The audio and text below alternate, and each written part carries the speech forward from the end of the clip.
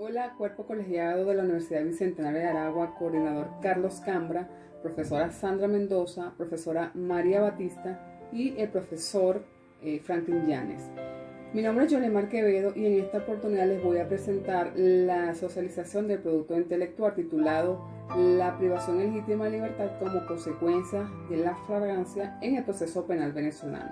Cabe destacar que por la elaboración de esta investigación se hizo necesaria la revisión de sentencia y trabajo especial de grado, siendo en este caso una investigación de tipo documental. La investigación del producto intelectual se organizó cumpliendo las normas, criterios y procedimientos emanados de la Coordinación de Diplomados de la Universidad Bicentenaria de Aragua de la siguiente manera. En el capítulo 1 se describe la situación problema, propósito de la investigación, importancia de la temática, y en el capítulo 2 se pone lo que son las perspectivas teóricas del tema, y en el capítulo 3 se describe lo que son los métodos a utilizar. Y por último el capítulo 4, donde se plantean las consideraciones finales, en este caso los aportes y los hallazgos. Ahora bien, la privación ilegítima de libertad es el hecho por el cual una autoridad pública o un particular procede a privar a otra persona de su libertad física sin su consentimiento y sin el derecho legal para retener a determinada persona. También se considera privación ilegítima de libertad aun cuando la persona haya sido encontrada infraganti y no es presentado ante el Ministerio Público y posterior ante el tribunal. Por lo tanto, están violando el procedimiento donde se debe cumplir la presentación ante el fiscal dentro de las 12 horas y posterior ante el tribunal. A tal realidad no escapa el Estado venezolano, toda vez que las reformas procesales han planteado un nuevo esquema normativo fundamentado en la presunción de inocencia, el cual pretende que la prisión preventiva durante el proceso sea utilizada excepcional y como objetivos puramente cautelares. Por consiguiente, se hace necesario poner un ejemplo o citar la sentencia número 1692 del Tribunal Supremo de Justicia, el cual la abogada defensora plantea que su defendido fue detenido el día 8 de julio del 2014 y puesto en la orden del juzgado primero de primera instancia, en funciones de control del circuito judicial. El día 11 de julio del 2014, en dicha audiencia de presentación del tribunal, dictó una medida de coerción personal, en este caso lo que se llama medida preventiva de libertad. En este caso, venciendo el lapso en los 45 días previstos en el artículo 236 del Código Orgánico Procesal Penal. ¿Qué sucede? El Ministerio Público, como consecuencia, el tope lapso, debía presentar este acto en el tiempo correspondiente y expiró el día 25 de agosto del 2014. Ella alega que se está violando la garantía constitucional, ya que el mandato legal del artículo 236 hace decaer automáticamente la medida de privación legal de la libertad. Ahora bien, tal y como lo estipula el Código Orgánico Procesal Penal en su artículo 234, se tendrá como delito flagrante al que esté cometiendo o al que acaba de cometerse, así como también aquel por el cual el sospechoso se vea perseguido por la autoridad policial, por la víctima o por el clamor público, o el que se le sorprenda poco de haberse cometido el hecho, en el mismo lugar o cerca del lugar donde se cometió, con armas, instrumentos u otros objetos. Asimismo, el Código Penal artículo 460 estipula que quien haya secuestrado a una persona para obtener de ella o de un tercero como precio de su libertad, sea dinero, cosas, documentos, tendrá prisión de 20 a 30 años. Objetivos de la investigación. Objetivo general. Analizar los aspectos que hacen ilegítima la privación de libertad en la aprehensión en flagrancia en el proceso penal venezolano. Objetivos específicos. Aplicar las bases legales que sustentan la legítima privación de libertad en la aprehensión en flagrancia en el proceso penal venezolano. Conocer el procedimiento legal que hace legítima la privación de libertad en la aprehensión en flagrancia en el proceso penal venezolano.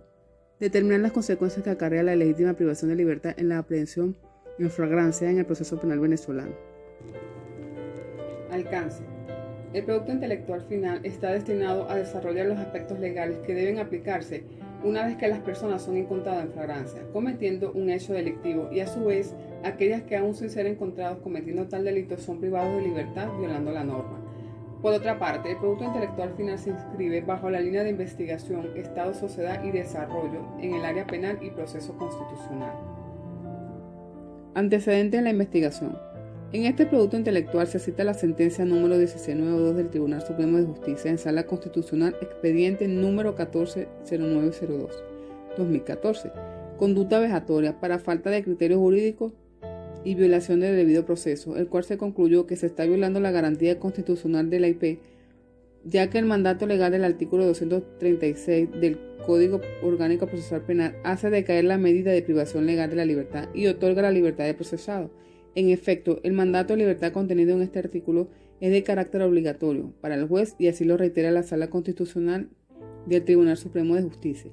Por su parte, Luis J. González 2000, en su trabajo especial de grado para optar de abogado, cuyo título es Privación ilegítima de la libertad por violación del procedimiento legal, el cual señala que diversos casos en materia penal han demostrado la importancia que representan en la vida de las personas el derecho a la libertad personal, ya que en la mayoría de los casos muchas personas son detenidas arbitrariamente siendo violentados sus derechos y garantías establecidas en la norma por los mismos fiscales y jueces, trayendo como consecuencia que no cumplen con el debido proceso y a su vez son presentados fuera del lapso correspondiente. Propósito de la investigación. El desarrollo del producto intelectual pretende explicar los aspectos que son relativos dentro de las bases teóricas y bases legales en lo concerniente al conocimiento de las garantías de los cuales tienen derecho todos los ciudadanos que estén relacionados con la privación ilegítima de la libertad como consecuencia de la flagrancia en el derecho penal venezolano. Por otra parte, se busca orientar a la población para que de una u otra manera tengan conocimiento de cuáles son sus derechos en el caso de que se vieran involucrados en un proceso penal. Además, se busca lograr un conocimiento teórico y académico que coadyuve a empoderar el perfil laboral de los profesionales de la materia penal y otras disciplinas afines. De igual modo, el mismo se constituye en un producto intelectual de relevante fundamento para explorar la intención investigativa, en dar a conocer este derecho procesal que se vierte en nuestra Carta Magna y en nuestro Código Orgánico Procesal Penal venezolano. Importancia de la investigación. Es importante ya que el tema de privación ilegítima de libertad como consecuencia de la flagrancia se trata de un delito de resultado que admite tentativa, porque es posible que el autor lleve a cabo actos ejecutivos, pero que no logre el cometido, que además causa menoscabo de la libertad. Bases teóricas. Alfonso S. 2007. Plantea la privación ilegítima de la libertad como medida aplicable al autor de conducta sancionable, mas no como un instrumento de venganza, sino como recurso para asegurar que el ofensor no escapase a la sanción. Esta sí vindicativa. La cárcel no es dada para escarmentar hierros, mas para guardar los presos tan solamente en ellas para que sean juzgados. Por otra parte, Francisco Beiro 2014 sostiene que la privación ilegítima de libertad es el hecho por el cual una autoridad pública o un particular procede a privar a otra persona de su libertad física, sin su consentimiento y sin el derecho legal para retener esta determinada persona. Bases legales. En esta oportunidad se citó lo que es el artículo 44. La libertad personal es inviolable. En su numeral 1, como consecuencia, ninguna persona puede ser arrestada sin una orden judicial o a menos que sea sorprendida cometiendo delitos infragantes. Por otra parte, sabemos que en Venezuela, para nadie es un secreto que a pesar de que no sale a la luz pública constantemente, hay abuso de autoridad y violación de la norma por parte de los funcionarios públicos, ya que en la mayoría de los casos estas personas consiguen a la persona infragante, entonces deberían presentarlo ante el fiscal del Ministerio Público en el lapso correspondiente, que son las 12 horas, y no se cumple, y muchas veces se supone o se sospecha que es por algún beneficio económico. En este caso está automáticamente violando la norma. Capítulo 3. Tipo de investigación, métodos. Para Taylor y Bogdan, 1984, el método cualitativo plantea comprender lo que la gente piensa y dice. Por su parte, los autores Blasco y Pérez 2007 señalan que la investigación cualitativa estudia la realidad en su contexto natural y cómo sucede, sacando e interpretando fenómenos de acuerdo con las personas implicadas. Asimismo, Densing y Lincoln, 1994, definen la investigación cualitativa como un campo interdisciplinar, transdisciplinar y en ocasiones contradisciplinar. Atraviesa las humanidades, las ciencias sociales y las físicas. Esta investigación es considerada de carácter cualitativo, ya que este tipo de investigación no suele plantear una hipótesis a priori, sino que aspira a utilizar la lógica de la inducción para dar respuesta a las preguntas que motivan el estudio, puesto que todo un método cualitativo aspira a recoger los discursos completos sobre un tema específico, para luego proceder a una interpretación, enfocándose en los aspectos culturales e ideológicos del resultado, en lugar de números o proporciones. Hallazgos. En Venezuela, para nadie es un secreto que el abuso de autoridad, también conocido como abuso de poder o abuso de las funciones públicas, son prácticas de intercambio social en las que se ejecuta una conducta basada en una relación de poder jerarquizada y desigual. En otras palabras, es una situación donde la autoridad o individuo que tiene el poder sobre otro debido a su posición social, jerárquica o de conocimiento o de riqueza, utiliza ese poder para su propio beneficio. Por otra parte, hoy día el poder es de quien viene siendo como el jefe en su gestión, actos contrarios a los deberes que le impone la ley, por lo que aflige la libertad de las personas, las intimida o de cualquier forma les causa burla, humillación y hasta tratos inhumanos, agravios morales o materiales.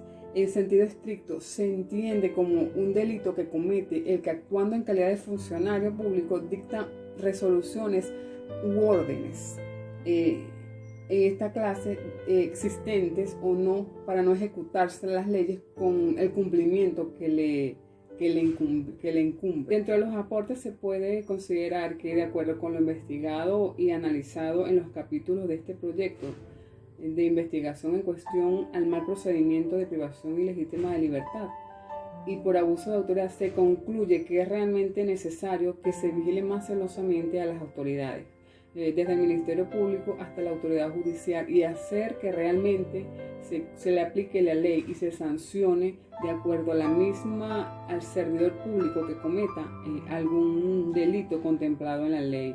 También yo considero que sería de gran beneficio otorgar a las comisiones públicas de derechos humanos facultades jurídicas para sancionar al ilícito ejercicio de la acción penal en los casos de violaciones graves de los servidores públicos, ya que constitucionalmente el Ministerio Público es el que tiene prácticamente el monopolio de la acción penal, y además de ello se deberían tomar medidas restringiéndoles las facultades a los concernientes al arraigo, que lejos de ser una ayuda para esclarecer los datos, les sirven a las autoridades ministeriales como un arma poderosa para abusar del poder y llevar a cabo la consumación del delito, como lo es la tortura y los tratos inhumanos. Esto ha sido todo, espero haber cumplido con los parámetros. Muchas gracias por su atención.